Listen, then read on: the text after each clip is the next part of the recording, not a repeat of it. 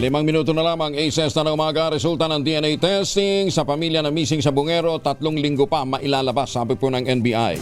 Detalye na balita mula kay Giselle Ricaport, RH15. Giselle, good morning. Good morning, Kuyang Angel. 3 linggo bago mailabas ang resulta ng DNA testing sa pamilya ng missing sa Bungeros. Ito ang sinabi sa DZRH Director Jaime Santiago ng National Bureau of Investigation. Matatanda ang ilan sa pamilya ng nawawalan sa Bungero ang nagbigay na ng DNA specimen para sa cross-matching examination sa mga buto ng tao na na-recover mula sa lawa ng Taal. Sabi ni Santiago, ang SOCO ang nagsasagawa ngayon ng DNA examination. Kaya naman anyang malaman sa loob lang ng 24 oras kung buto nga ng tao o hayop ang mga na-recover mula sa lawa ng Taal. Muli niyang tiniyak ang kahandaan ng Bureau na magbigay ng tulong sa Department of Justice na nangunguna sa investigasyon.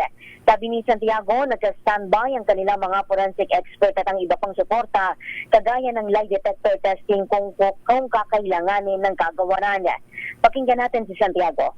Inata sa amin ng ating Secretary of Justice, naka-standby po kami, handa po kami tumulong, ang aming forensic experts ay nakahanda po anytime po at ibibigay namin ang aming maitutulong sa investigation.